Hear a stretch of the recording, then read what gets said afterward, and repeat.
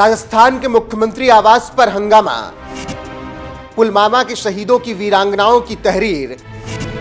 हमारी बातें सुनो सरकार, हमारी क्या गलती, हमारा अपमान क्यों? आप हमारी सुनो, हम आपके दरवाजे पर हैं। मुंह में घास को लेकर शहीद की विधवाओं ने अपनी बात रखी है।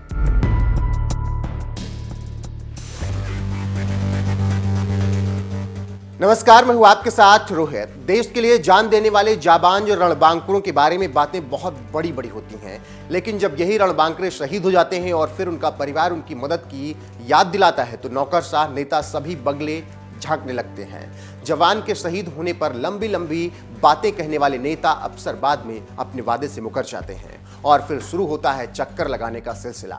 ऐसा ही कुछ जयपुर में हो रहा है, जहां पर शहीद की विधवाओं ने मुंह में घास रखकर विरोध किया और अपनी मांगों को लेकर मुख्यमंत्री आवास को घेरा है। देखिए रिपोर्ट।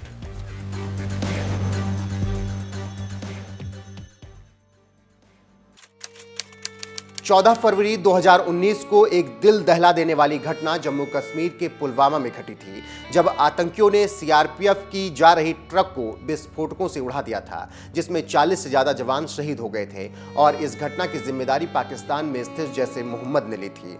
इस घटना से देश सन्न रह गया था और हर तरफ दुख का माहौल था, लेकिन देश ने भी उन रणबांकुरों को अकेला नहीं छोड़ा और राजकीय सम्मान के साथ उनका अंतिम संस्कार किया और परिवार को कई कंपनसेशन देने का ऐलान कर दिया। लेकिन देश का दुर्भाग्य आज तक ये है कि शहीद जवानों के परिवार को सरकार द्वारा दी गई घोषणा का लाभ अभी तक नहीं मिल सका। उसी से परेशान होकर राजस्थान में 3 शहीदों की विधवाओं ने आमरण अनशन शुरू कर दिया और उनकी मांग है कि सरकार ने जो वादा किया था उसे पूरा नहीं किया।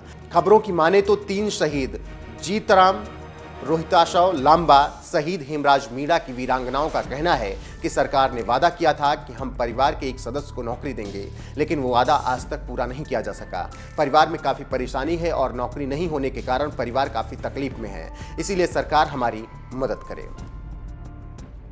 मैं हाथ जोड़ के मुख्यमंत्री जी से ये विनती कर रही हूँ कि आप हमारे से मिलना नहीं चाहते हो तो आप आ जाओ हमारे पास, आप आ जाओ मेरे पास। वो बारी बारी बोल रहा है कि आपकी नौकरी देवर को नहीं दे सकते। अरे उनके बेटे की नौकरी नहीं है, हम हाथ जोड़ के बोल रहे हैं पर नहीं। आज 10 दिन से यही विनती कर रहे हैं कि आपके बेटे की नौकरी नहीं छीन रहे। हम हमारे घर पे गए थे, घोषणा करके आए थे। क्यों गए थे हमारे घर पे, क्यों बोल के आए थे वहाँ? फिर वहाँ से भी यहाँ आके भी बोल दिए मंत्री कि आपका सारा काम हो जाएगा। फिर क्या हो रहा है? और मुख्यमंत्री जी असल माँ का बेटा है तो हमारे सामने और बोल दे, आपके सामने मरना चाहते हैं हम। देखिए मजेदार बात यह है कि यहाँ बीजेपी नहीं आ रही है। अब आप कब तक जारी रहेगा आपका विरोध प्रदर्शन? कब तक जारी रहेगा धरना? जब तक हमारे को न्याय नहीं मिलेगी ना, जब तक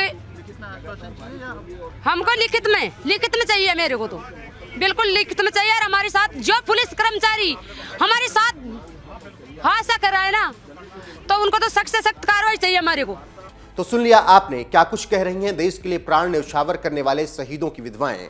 इसके साथ ही साथ जयपुर में इस दौरान वीरांगनाओं ने अपनी लाचारी और पीड़ा को दर्शाते हुए मुंह में घास दबाई, खुद को गाय बताते हुए सरकार से दया करने की अपील की है। अपनी पीड़ा और मजबूरी को गाय बनकर सरकार तक अपनी तकलीफ पहुंचाने की कोशिश इन सब ने की है। इन सब के बीच वीरांगनाओं के समर्थन में राज्यसभा सांसद किरोड़ीलाल मीणा भी आए हैं। इन सब का समर्थन करते हुए राज्यसभा सांसद किरोड़ीलाल मीणा क्या कुछ कहते हैं, आप सुन लीजिए। आपको पूरी घटना की जानकारी तो आपको है ही। 3 बार इनका अपमान हुआ है। ये सम्मान लेने आई थी, अपमान हो गया। पहले विधानसभा पे हुआ, फिर मुख्यमंत्री के बंगले के सामने हुआ, फिर पायलट साहब के बंगले के सामने हुआ। और केवल ये मुख्यमंत्री जी से मिलना चाहती हैं। 10 दिन से मुख्यमंत्री नहीं मिल रहे तो इन्होंने पायलट साहब से कहा भाई प्रियंका जी से मिला दो। उन्होंने भी हाँ कर लिया था, वो पता नहीं कहाँ चले गए, वो भी नहीं मिला पाए। आज मुख्यमंत्री जी ने परसों ट्वीट किया। जब 2 मंत्री माननीय प्रताप सिंह खाचरियावास, शकुंतला रावत ये भरोसा दे गई कि आपकी सारी मांग मान ली है। इन्होंने कहा हम वैसे नहीं मानेंगे, लिखित में दो। लिखित का ड्राफ्ट भी तैयार हो गया। उसके 1 घंटे बाद मुख्यमंत्री जी ने ट्वीट करके मना कर दिया और मुख्यमंत्री ने आज फिर ट्वीट कर दिया तो जले पे नमक छिड़क दिया वीरांगनाओं के। वीरांगना अधीर हो गई इसलिए चल दी उधर मुख्यमंत्री जी से मिलने। मेरे को बाद में पता लगा, मैं भागा भागा आया।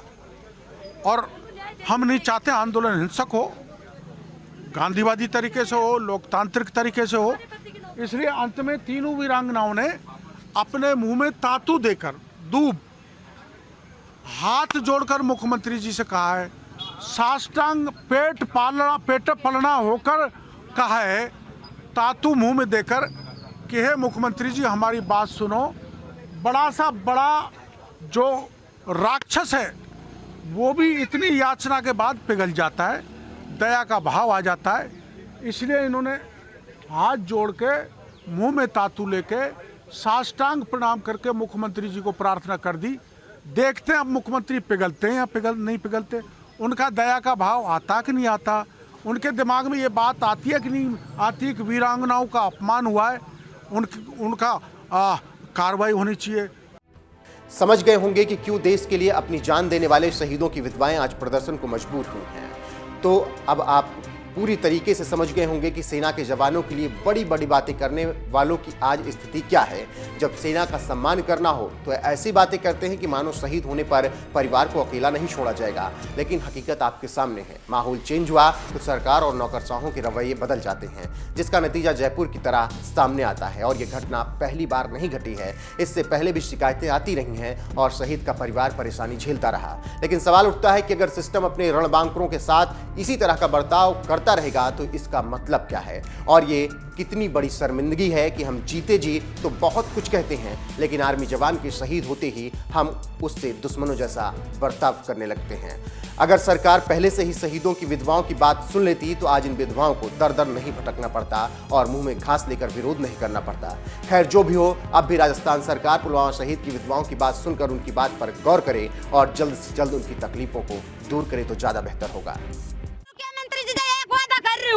मैं भी वो वीरांगना हूँ कि हमारे असल माँ का बेटा है मुख्यमंत्री, तो हमारे सामने आके देखो, हमारे सामने आके देखो मुख्यमंत्री असली माँ का बेटा है तो। अरे हम असल से नहीं, लेकिन वो गिद्दड़ है ये चुप के बैठा है, चुप का बेटा है। लेकिन सरकार शेर चलती है ना तो शेर ने शिकार करना पड़ता है। सरकार का ये कहना है कि यदि आप देवर को नौकरी कराओगे, आपके बच्चों की नौकरी आपकी नौकरी। अरे उनसे क्या मतलब है, उनसे क्या मतलब है, हमारा